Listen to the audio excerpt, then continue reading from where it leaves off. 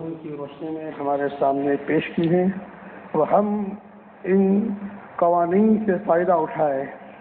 ہر اعتبار سے قاعدے موجود ہیں. پرانے بھارت کو کیسے ہم نکالے، قبضہ کیا ہوا ہے، کرائے کیسے بڑھائے، اور بہت سے غیر وحی وٹی جو ہوتی ہے ترقی کی طرف سے شکایت ہوتی ہے یا مسلی کی طرف سے شکایت ہوتی ہے کہ بہت گناہ ترقی ہے اور سالوں سال گزر چکے ہیں اور ان کے مسجد کا انتظام صحیح نہیں ہو رہا ہے، کوتاہی ہو رہی ہے، تو اس کے بھی قاعدے قانون ہیں. تب اس کے بعد میں ہمارے استاد حضرت مولانا مفتی محمود صاحب باغڈوری صاحب دامت برکاتہم، جو مسلم پرسنل لاء کے صورت کے کنوینر بھی ہیں، ساتھ ساتھ میں استاد تفسیر استاد حدیث بھی ہیں، اور اللہ تعالیٰ نے ان کو ہم جانتے ہیں. اللہ تعالیٰ نے بولنے کے اندر ایک ملکہ دیا ہے. تو شری بیاں ہمارے حضرت استاد کو میں دعوت پیش کرتا ہوں کہ اپنی قیمتی باتوں کے ذریعے ہم تمام کی رہنمائی فرمائے. اللہ حضرت سے ایسی بات کہلوائے کہ تمام مفسرین کرام کے لیے، محسن حضرات کے لیے نافع ہوں اور مشعل راہ ہوں.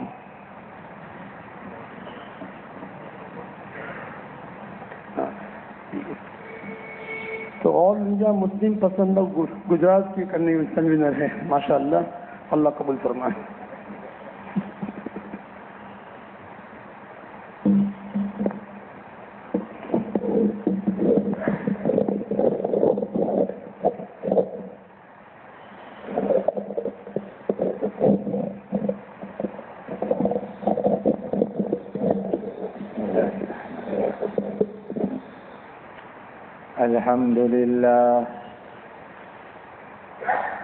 الحمد لله الذي هدانا للإسلام.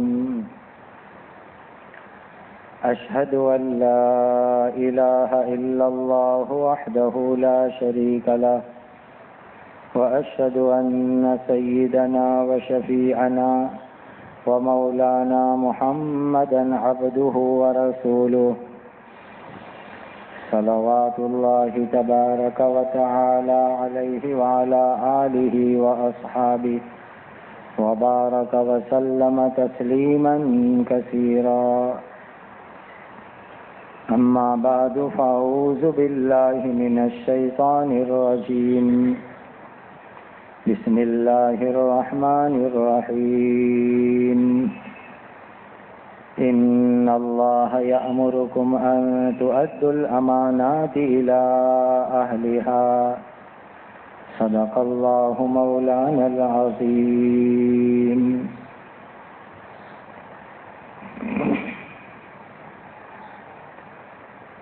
جمعیت علماء سورت کے ذمہ داروں نے آج یہ بہت ہی اہم پروگرام منعقد کیا. اس پر میں اس کے تمام ذمہ داروں کو مبارکباد دیتا ہوں. اللہ تعالیٰ آپ کی اس کوشش کو، محنت کو اپنی رضا کا ذریعہ بنائے. اتنی بڑی تعداد میں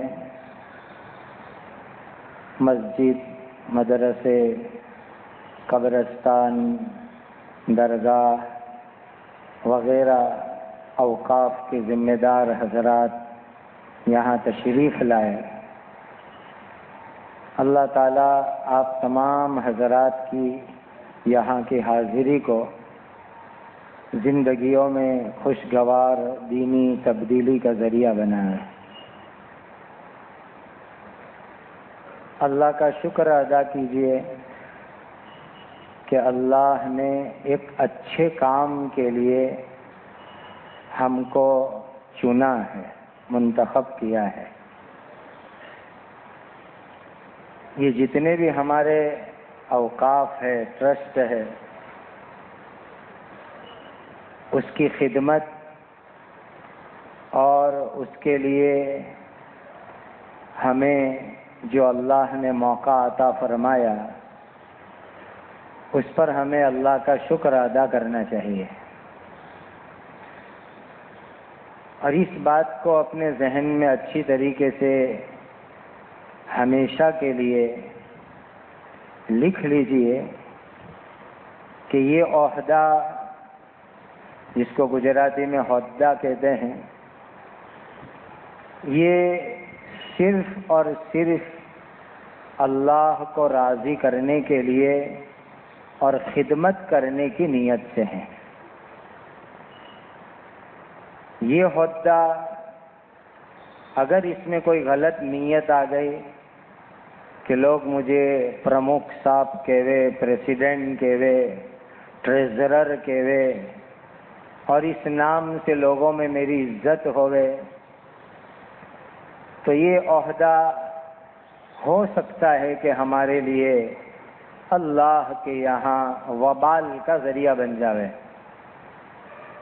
ثواب کے بجائے ہو سکتا ہے کہ سزا کا ذریعہ بن جائے۔ اسی لیے ہمیشہ اپنی نیت ٹھیک رکھو۔ ہم اللہ کے گھر کا کام کرتے ہیں، اللہ کو راضی کرنے کے لیے کرتے ہیں۔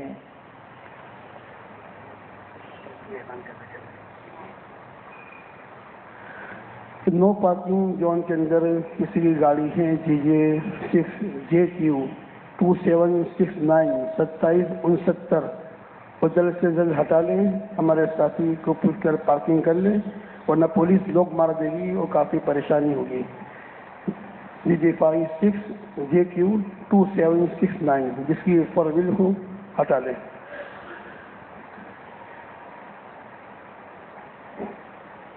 یہ عہدے اگر ہم اس کا حق ادا نہیں کر سکتے تو پھر اللہ کے جو بندے اس کے لائق ہو، قابلیت رکھتے ہو، ان کو ہمیں فوراً حوالے کر دینا چاہیے۔ اس لیے کہ ایک ایمان والے کی نظر آخرت پر ہوتی ہے، دنیا بھی اچھی ہو اور آخرت کی ہمیشہ کی زندگی بھی اچھی ہو جائے۔ اگر وقف کی ہم حفاظت نہیں کر سکتے، امانت داری اور دیانت داری کے ساتھ کام نہیں کر سکتے،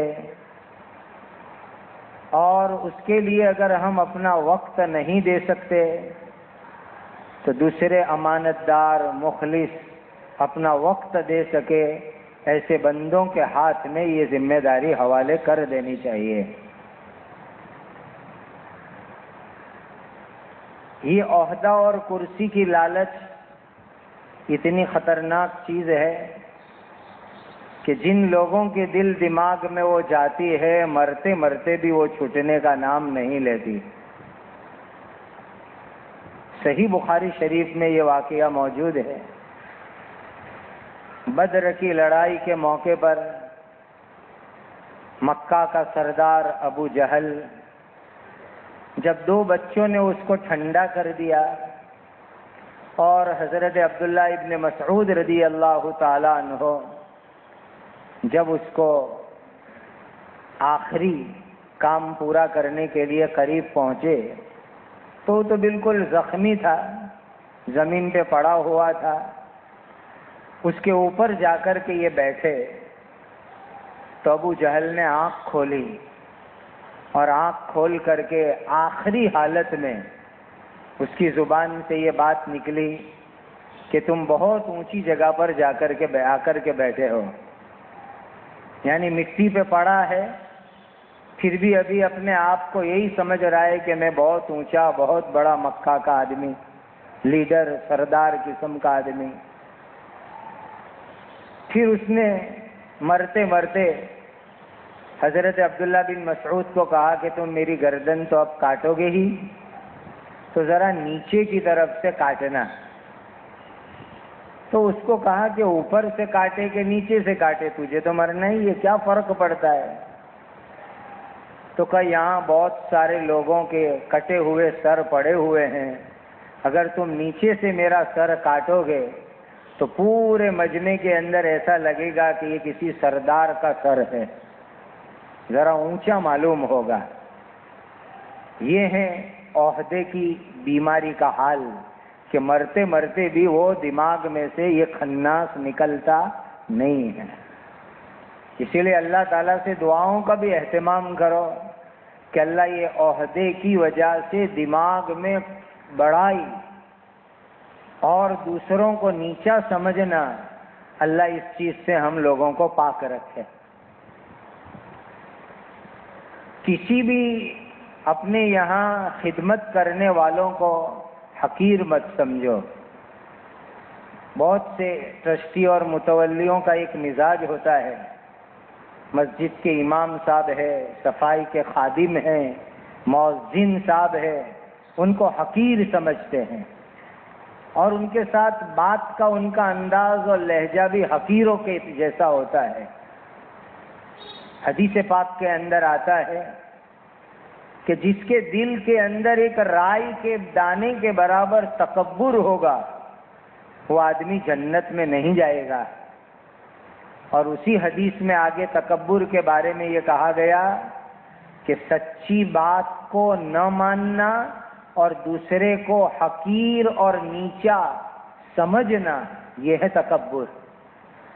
اور جس کے دل میں ایک رائی کے برابر بھی یہ ہوگا کہ میں بڑا ہوں اور یہ میرے ہاتھ کے نیچے جو لوگ کام کرتے ہیں، یہ امام، یہ مولوی، یہ بانگی، یہ ترچھ ہے، حقیر ہے، معمولی ہے، نیچے ہیں، بس یہ تکبر کی ایک نشانی ہے. اور اس کے بارے میں نبی کریم صلی اللہ علیہ وسلم نے ارشاد فرمایا کہ ایک رائی کے دانے کے برابر یہ کیفیت ہوگی تو آدمی جنت میں نہیں جائے گا. اسی لیے اپنے یہاں خدمت کرنے والے علماء کو اپنے سر کا تاج سمجھو، امام صاحب کو اپنا بڑا سمجھو، علماء کا اکرام کرو، مؤذن کا، مسجد کی خدمت کرنے والوں کو عزت کی نظر سے دیکھو اور ان کی خدمت کرنے کو اپنے لیے آخرت کے اندر نجات کا ذریعہ سمجھو. میں آپ کو ایک قصہ سناتا ہوں، انشاءاللہ بہت حد تک اللہ نے چاہا تو اللہ اس کو فائدہ مند بنا دے. بارڈولی میں ہمارے ایک پڑوسی تھے، اصلاً راندیر کے رہنے والے، حضرت بھی ان سے اچھی طرح واقف ہے. انتقال کر گئے، اب تو جو بڑے تھے گھر میں. ہمارے یہاں انہوں نے آج سے 50 سال پہلے ایک ریسٹورنٹ کھولا، جنتا ہوٹل، اب بھی موجود ہے، ہائی وے پر 4 رستے پر. مکی مسجد ہے، قبرستان ہے اس کے سامنے. ان کی ایک عادت تھی اور بہت اچھی عادت تھی. ہمارے یہاں مکتب کا اسٹاف بہت بڑا ہے، تو جن اساتذہ کرام، علماء کرام کے گھر والے نہیں ہوتے، فیملی نہیں ہوتی، تو وہ ان کو اپنے ریسٹورنٹ کے اندر بہت کم پیسے کے اوپر پورے مہینے کھانا کھلاتے تھے، بہت کم پیسوں میں. اس وقت جب میں شعور میں آیا تو 150 روپئے میں وہ مسجد کے ائمہ کو، مدرسے کے استادوں کو پورا مہینہ 2 وقت پیٹ بھر کر کے وہ اپنی ہوٹل پر کھانا کھلاتے تھے. اور ابھی اخیر کے اندر 500-700 روپئے کچھ وہ لیتے تھے. علماء کرام کے لیے بڑی سہولت تھی، اتنے کم پیسوں میں 2 وقت پیٹ بھر کے اچھا کھانا، وہ بھی روٹی بھی، چاول بھی، سبزی بھی، گوشت بھی، ہر چیز. اب آپ آگے کی بات سنیے. حدیث میں تو آتا ہے کہ اپنے مرنے والوں کی خوبیاں بیان کرو، لیکن میں آپ کے لیے سمجھانے کے خاطر یہ عرض کرتا ہوں کہ نماز وغیرہ کے معاملے میں اتنی زیادہ پابندی نہیں تھی جتنی ہو سکتا ہے کہ آپ لوگوں کے اندر ہو. کچھ کوتاہی بھی ہو جاتی تھی، لیکن یہ خوبی ان کے اندر بڑی عجیب تھی. عالموں کو، مسجد کے اماموں کو، مدرسے کے مکتب کے استادوں کو ایک دم ریزنیبل پیسے کے اندر مہینہ بھر کھلانا. اب میں مسجد میں بیٹھا ہوں بزرگوں کی حاضری میں، ان کا انتقال رمضان کی 27ویں رات میں ہوا. اور آگے کی بات سنیے. 2 رات گزرنے کے بعد 29ویں رمضان کو ہمارے بڑے بھائی نے ان کو خواب میں دیکھا. اور ہم پڑوس کے بڑے آدمی ہونے کی وجہ سے بچپن سے ہمیشہ ان کو چاچا کہتے تھے، مرحوم غلام نبی چاچا. تو ہم ان کو چاچا ہی کہتے تھے.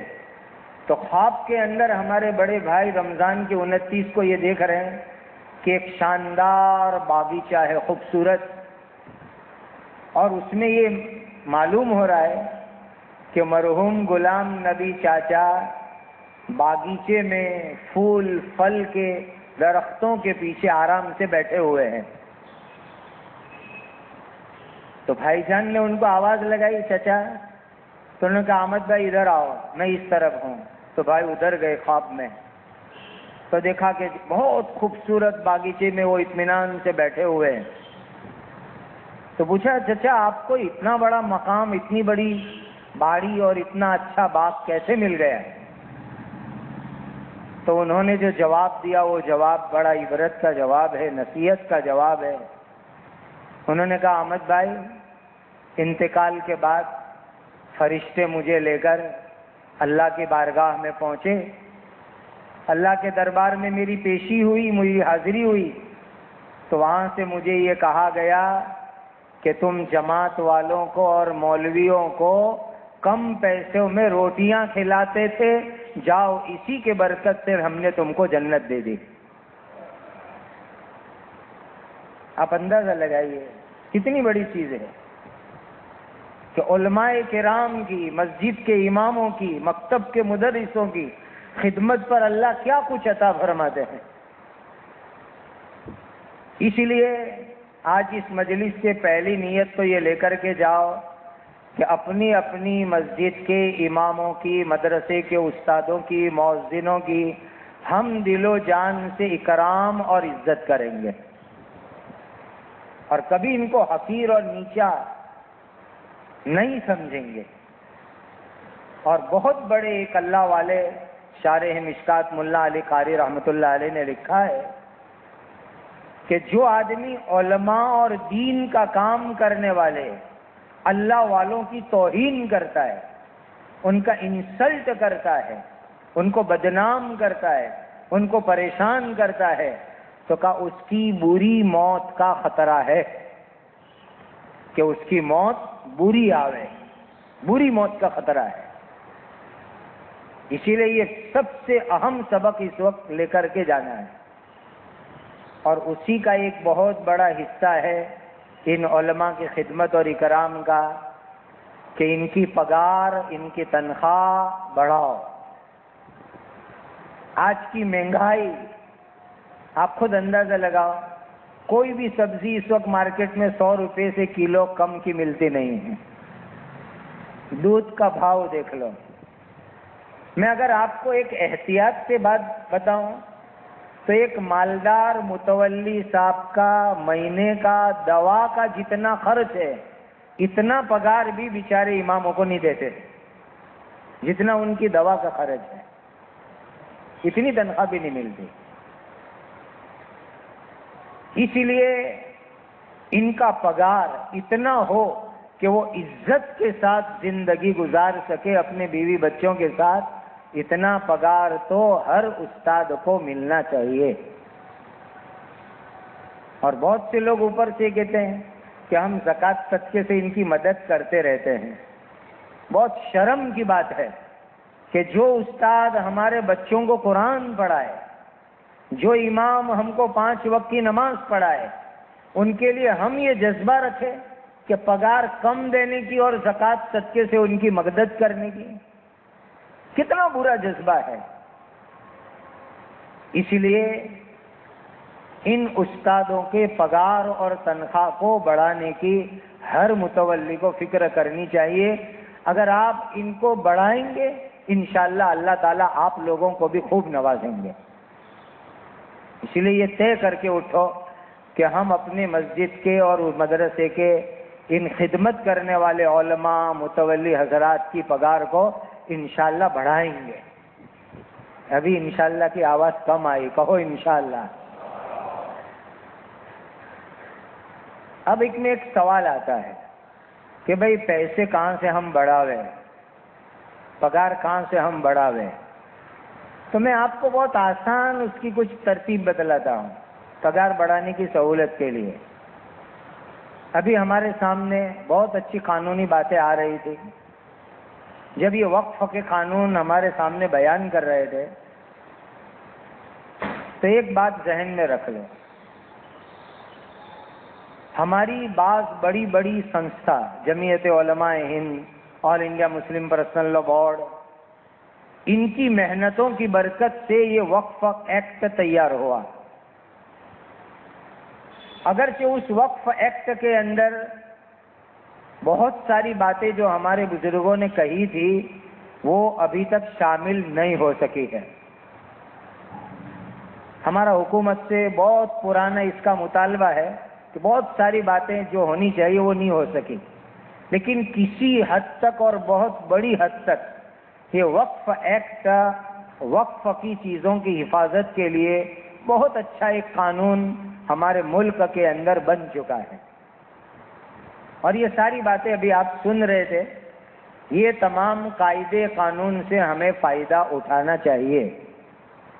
لیکن میں تو ایک مسلمان ہونے کے ناطے سے آپ کو دوسری بات کی طرف توجہ دلانا چاہتا ہوں. اگر دنیا کے اندر ہماری غفلت کی وجہ سے وقف کے اندر کوئی گڑبڑی ہوئی یا جان بوجھ کر کے کی تو یاد رکھو کہ دنیا کی سزا چھوٹی ہے، وَلَعَذَابُ الْآخِرَةِ اکبر.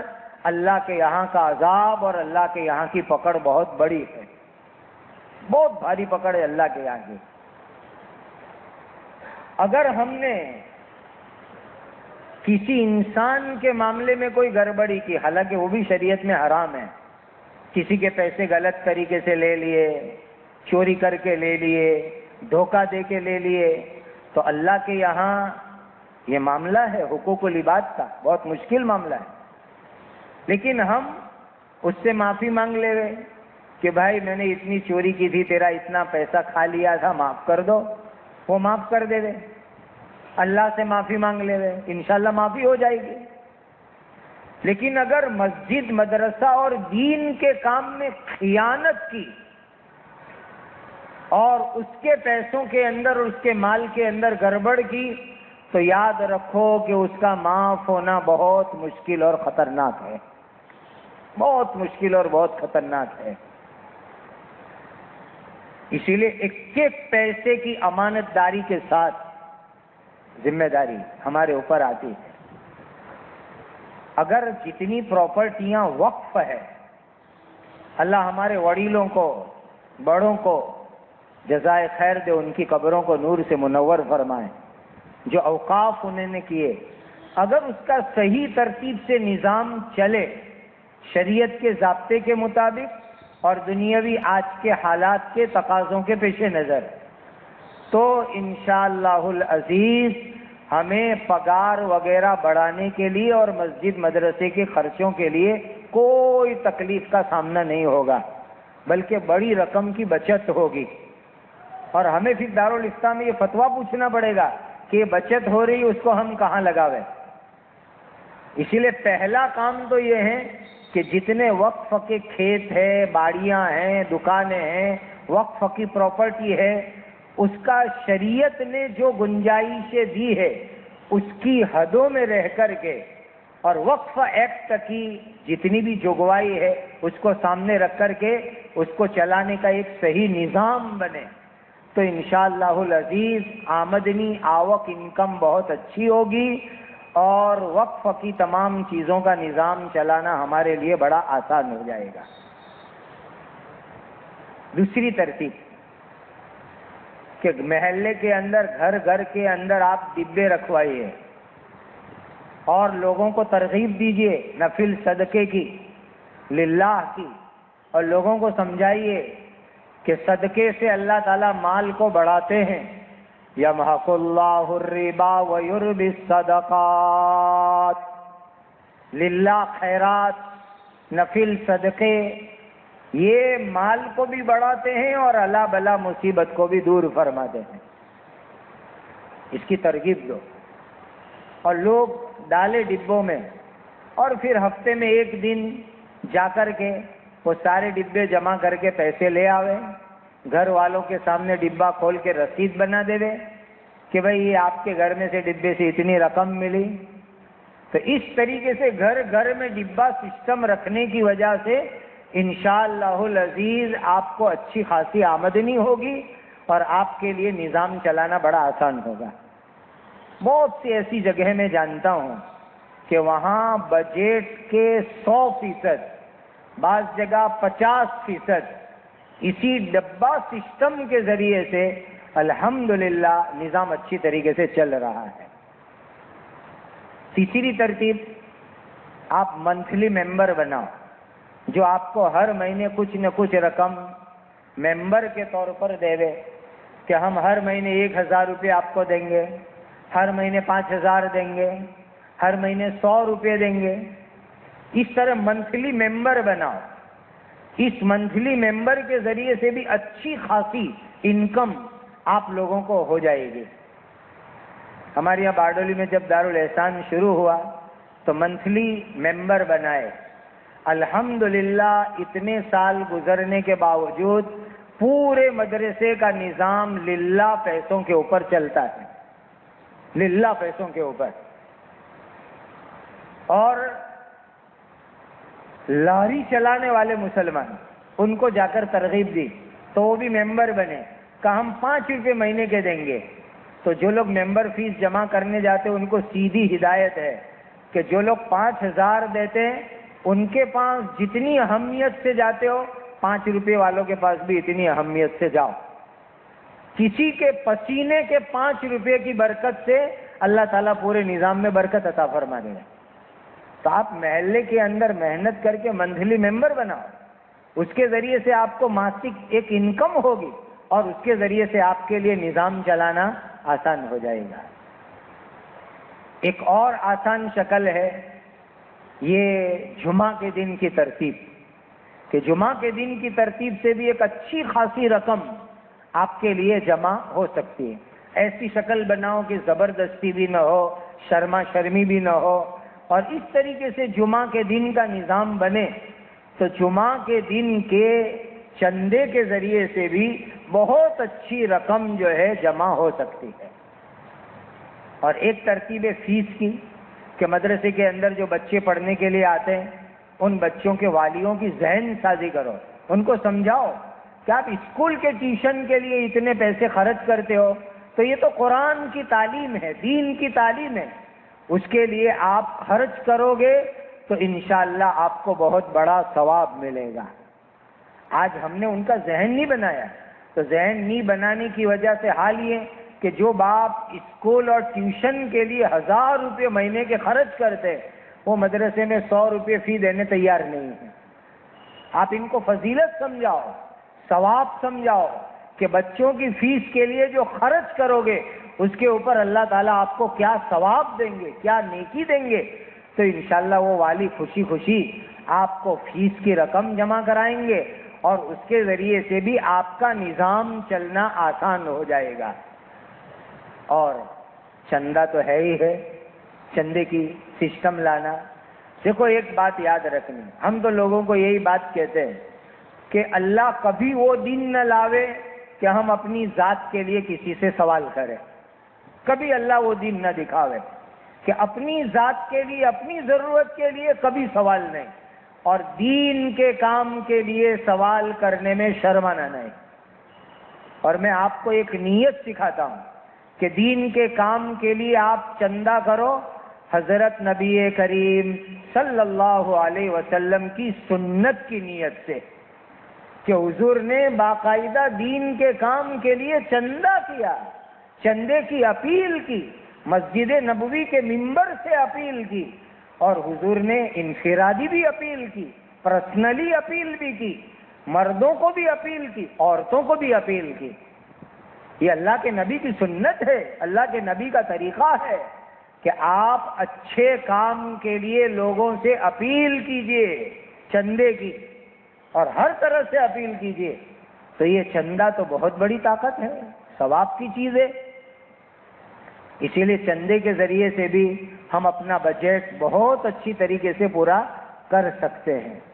اور یہاں سورت شہر کے اندر ایک ترتیب بہت اچھی دیکھنے میں آئی، باہر سے آئے ہوئے مہمان اور دوسری جگہ یہ آواز پہنچ جائے، اس کے لیے میں سناتا ہوں کہ ماشاءاللہ مختلف قسم کی دعوتوں کی کوپن کی سسٹم چلتی ہے، کہ کہیں مانڈا گوشت ہوتا ہے، کہیں پر کھچڑا بنتا ہے، کہیں بریانی بنتی ہے، اور اس کے لیے کچھ معاونین تیار کر لیتے ہیں، پھر اس کی کوپنیں بکتی ہے، اور لوگوں سے ہم نے کارگزاریاں معلوم کی تو کہا 50,000 روپے کا خرچ آیا اور 1.5-2 لاکھ روپے اس کے نام سے جو ہے انکم ہو گئے۔ بعض جگہ 2 لاکھ روپے خرچ ہوا اور 5-6 لاکھ روپے کا چندہ ہو گیا، رقم جمع ہو گئی۔ تو یہ بھی ایک بہت اچھی سسٹم ہے۔ میں آپ کو ایک بڑے شہر کی کارگزاری سناؤں کہ قبرستان کے لیے زمین خریدنی تھی، اور آج سے 10 سال پہلے 70 لاکھ روپے اس زمین کی قیمت تھی۔ چندہ جمع ہوا لیکن جمع ہی نہیں ہو رہا ہے، بجٹ پورا ہی نہیں ہو رہا ہے۔ تو اخیر میں اللہ نے ذہن میں ایک بات ڈالی کہ ایک چاچا کو تنخواہ پر رکھ لیے۔ وہ چاچا کا کام یہ کہ جتنے مسلمانوں کے محلے ہیں، ہر محلے میں صبح میں تم کو لاری لے کے نکل جانے کا اور آواز دینے کی، اپنے شہر کے قبرستان کے لیے پستی دو۔ یہ جو اخبار وغیرہ ہوتے ہیں گھروں میں ظاہر، پرانے چوپڑے نوٹ بک ہوتے ہیں، روزانہ جمع کر کر کے لاؤ۔ میں آپ کو بتاؤں کہ 2-3 سال ان لوگوں نے محنت کی، پرانے اخبار نوٹ بک یہ جمع کر کر کے انہوں نے قبرستان کی 70 لاکھ روپیہ قیمت چکائی۔ یہ معمولی، جس کو گجراتی میں کہتے ہیں ٹیپے ٹیپے سروور بھرائے، اس کو کہتے ہیں ٹیپے ٹیپے سروور بھرائے۔ اس طریقے سے چھوٹی چھوٹی انکموں کو معمولی مت سمجھو، اس کے ذریعے سے بھی بہت بڑے بڑے فنڈ تیار ہو سکتے ہیں۔ لیکن یہ شکلیں اپناؤ، اور جو محلے کے اندر صاحب حیثیت لوگ ہیں، وہ صاحب حیثیت لوگ دل کھول کر کے اپنی مسجد کے محلے کے امام اور علماء کے لیے پگار دینے کے اندر بھرپور مدد کرے۔ ہم اللہ کا شکر ادا کریں کہ ہمارے گجرات کے ذریعے سے، سورت شہر کے ذریعے سے ملک بھر کے کتنے دینی ادارے چلتے ہیں۔ الحمدللہ رمضان میں بعض مرتبہ ایک رات میں 300 سفرا ایک مسجد میں ہوتے ہیں، اور ہر ایک کو چندہ ملتا ہے۔ تو جب پورے ملک کے مدارس مساجد کے نظام کے لیے ہم لوگ مدد کر رہے ہیں، ذریعہ اور سبب بن سکتے ہیں، تو ہم شہر کی اور اطراف کی مسجد مدرسوں کا نظام تو بہت اچھی طریقے سے چلا سکتے ہیں، اس میں کوئی کمی نہیں ہو سکتی۔ اسی لیے ہمیں دل کھول کر کے ایسے کاموں کے اندر مدد کرنی ہے، تو اس کی برکت سے انشاءاللہ یہ علماء کرام عزت سے کام کر سکیں گے اور عافیت سے ان کی زندگی کا گزران چلے گا۔ اور دیکھو، انسان ہے، غلطی تو ہر ایک سے ہوتی ہے۔ حضرت قاری صاحب دامت برکاتہم کا ایک جملہ میں نے کئی بیانوں میں ملک بیرونی ملک میں سنایا کہ ہم مسلمانوں کی عادت یہ ہے کہ مسجد میں امام کے پیچھے نماز پڑھتے ہیں اور باہر نکل کے امام کے پیچھے پڑھتے ہیں۔ مسجد میں ان کے پیچھے نماز پڑھتے ہیں اور باہر نکل کے ان کے پیچھے پڑھتے ہیں کہ ہمارا امام تو ایسا، ہمارے استاد ایسے، ہمارے مؤذن ایسے، رات دن کی ان کی غیبتوں میں پڑے رہتے ہیں۔ دیکھو میں آپ کو طریقہ بتلاؤں، امام بھی انسان ہے، ان سے بھی غلطی ہوتی ہے، لیکن غلطی کی اصلاح کیسے کرنی وہ طریقہ بتلاؤ۔ کچھ مسجد مدرسوں کی خدمت اللہ کے فضل و کرم سے مجھے بھی اس کی سعادت حاصل ہے۔ ایک استاد کی شکایت آئی کہ وہ بچوں کو بہت مارتے ہیں، اور بہت مارا، اتنا مارا کہ یہ کر ڈالا وہ کر ڈالا۔ کہ استاد کو اب بھی نکالو، آج شام کو ٹیمپو بھر کے روانہ کر دو۔ دنیا میں ایک بیچارہ مظلوم مولوی ہی ہے تو ہے کہ جب من میں آیا اس کو ٹیمپو بھر کے مال روانہ کر کے اس کی نوکری ختم کرو۔ میں نے کہا نہیں، یہ ترتیب ایسی نہیں ہے۔ میں نے دوسروں کے ذریعے سے معلوم کروایا وہ کسی سے بیعت ہے، ان کا اصلاحی تعلق کسی سے ہے، ان کے پیر صاحب کون ہیں؟ تو پتہ چلا کہ فلاں بزرگ سے وہ بیعت ہے۔ تو میں نے اس بزرگ کو فون کیا اور کہا کہ فلاں فلاں نام کے مولوی صاحب آپ سے بیعت ہے؟ تو کہا ہاں۔ آپ سے اصلاحی تعلق ہے؟ تو کہا جی۔ کہ ان کی حضرت یہ شکایت آئی ہے کہ وہ بچوں کو حد سے زیادہ مارتے ہیں، تو آپ ان کی کچھ تربیت اور اصلاح فرما دیں۔ تو اس بزرگ نے میرا شکریہ ادا کیا کہ آپ واقعی ان کی اصلاح چاہتے ہو، کہ آپ جب وہ خانقاہ میں آئیں گے میں انشاءاللہ ان کو سمجھا دوں گا۔ آج 5 سال کے اوپر کا زمانہ گزر گیا، پھر کبھی ان کی اس لائن سے شکایت نہیں آئی اور بہت اچھی طریقے سے وہ دین کا کام اسی جگہ کر رہے ہیں۔ تو یہ جتنے بھی حافظ ہیں، امام ہیں، علماء ہیں، یہ کسی استاد کے شاگرد ہیں، کسی پیر کے مرید ہیں۔ اگر ان کی کوئی شکایت آئے، فریاد آوے، تو آپ جس مدرسے سے، دارالعلوم سے وہ پڑھ کے آئے، وہاں ان کے استاد کو کہو، وہ ان کو نصیحت کریں گے۔ اب بعض لوگ تو کہتے ہیں ہمارے استاد کو قرات پڑھنا برابر نہیں آتا، تو حضرت تھانوی رحمۃ اللہ علیہ کے ضابطے کے مطابق اس متولی صاحب کی قرات پہلے سننی چاہیے کہ آپ کی الحمد کیسی ہے، آپ کی شین صحیح ہے کہ نہیں ہے، آپ کی اتحیات صحیح ہے کہ نہیں۔ آپ کو کیسے پتا چلا ان کی قرات صحیح نہیں ہے؟ اس لیے ایسے موقع پر آپ ڈائریکٹ غصے میں آ کر ان پر ایکشن لو، اس کے بجائے آپ ان کے استادوں کو، ان کے پیر کو، جن کے واسطے سے وہ آپ کے یہاں آئے، ان کا ربط کرو۔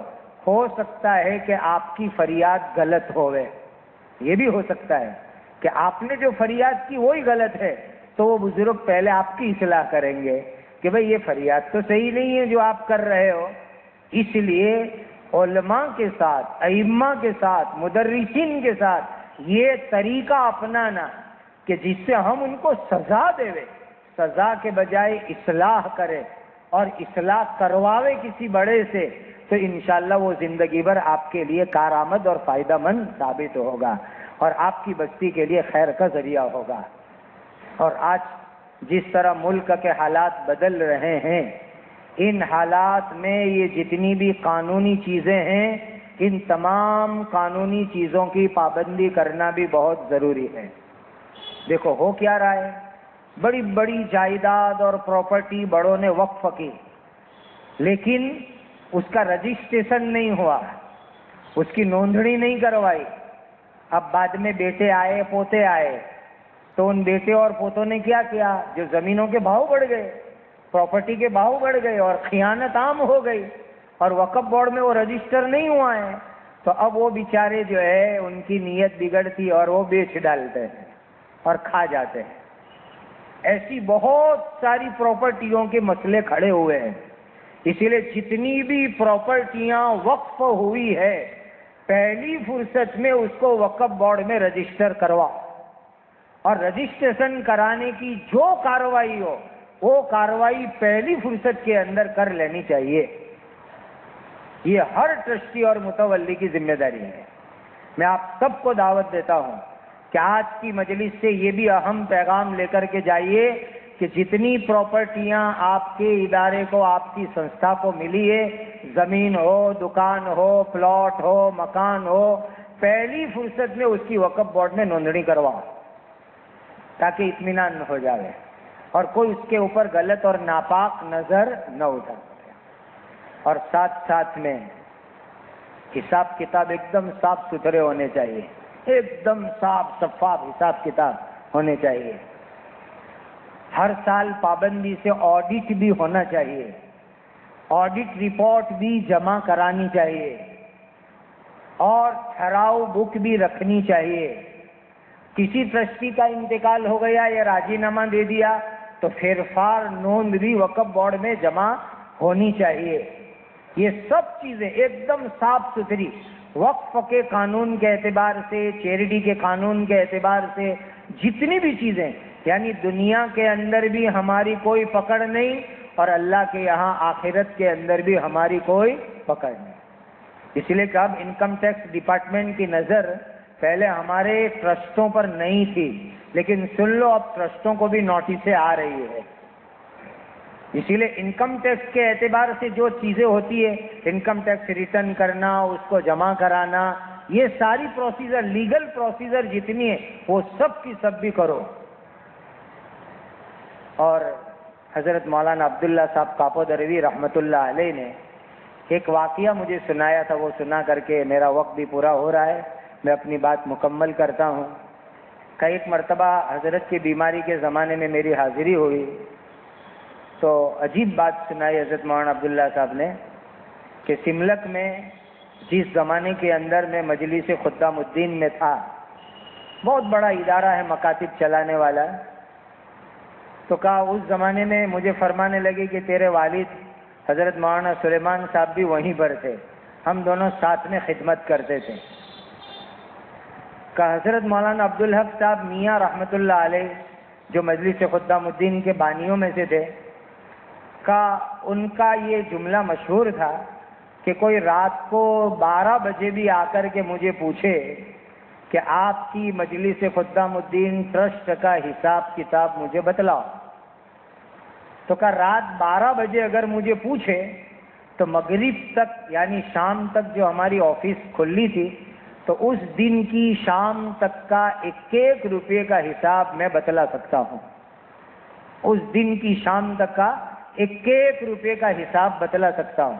اور مولانا مرحوم اپنے ایزار بند یعنی ناڑے کے ساتھ آفس کی چابی باندھتے تھے، کہ وہ چابی دکھاتے تھے اور کہتے ہیں کہ ہمارے مولوی سلیمان اتنے حساب لکھنے کے اندر چوکنا ہے کہ میں کل شام تک کا 1 روپے کا حساب بھی میں کھول کے دکھا سکتا ہوں. اگر اتنا صاف ستھرا کلیئر ہمارا حساب ہو تو انشاءاللہ دنیا میں بھی کوئی پکڑ نہیں ہوگی، اللہ کے یہاں بھی کوئی پکڑ نہیں ہوگی. اور پھر ایک بات سنائی ساتھ ساتھ میں کہ ہم لوگ مکاتب کی وزٹ میں نکلے ہوئے تھے تو پورے سفر خرچ کو جمع کرانا ہوتا تھا آپ کے والد کو. تو کہا ہم نے سفر خرچ لکھ کر کے جمع کرایا تو وہ چیک کرتے تھے ایک آئٹم کو، بس کا کرایہ اتنا، تو کہا ٹکٹ لے کے جانا پڑتا تھا کہ یہ ٹکٹ پروف میں ہے، یہ نہیں کہ ہم نے لکھا ہو مان لے وے، تو ٹکٹ بھی رکھنی پڑتی تھی.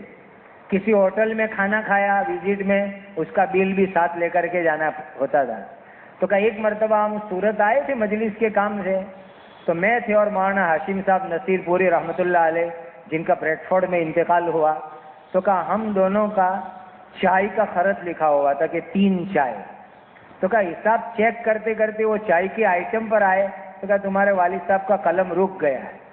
اور پوچھا کہ مجلس نے آپ 2 آدمی کو بھیجا تھا اور چائے 3 کیوں لکھی ہے حساب میں؟ فوراً ہم کو سوال کیا ہے. تو ہم نے جواب دیا کہ ہم دونوں سورت ریلوے اسٹیشن کے سامنے فلانی ہوٹل میں چائے پینے گئے تو ایک مولوی صاحب جن کا تعلق اپنی مجلس ہی سے وہ آ گئے تو ہم نے ان کی بھی چائے منگوا لی.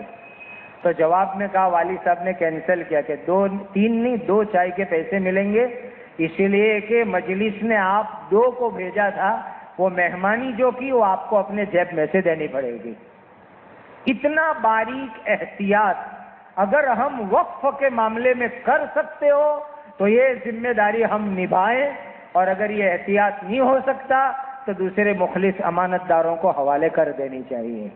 اللہ تعالی ہم سب سے اخلاص کے ساتھ صحیح ڈھنگ سے یہ خدمت کو انجام دینے کی توفیق عطا فرمائیں. خیانت سے اللہ تعالی ہمیں بچنے کی توفیق عطا فرمائیں اور وقف کی حفاظت ہم کرنے والے بنیں، اور جس کی جتنی بھی قانونی چیزیں ہیں اس کو سمجھ کر سیکھ کر کے ہم انجام دیں. اللہ تعالیٰ آج کے اس جوڑ کو، اس مجلس کو بے انتہا قبول فرماوے اور اوقاف کی حفاظت کا ذریعہ بنائے. علماء کرام کی عزت کرو، اکرام کرو، ان کے ساتھ حسن سلوک کرو، یہ چیز دنیا اور آخرت میں عزت کا ذریعہ بنے گی. وآخر دعوانا ان الحمد للہ رب العالمین.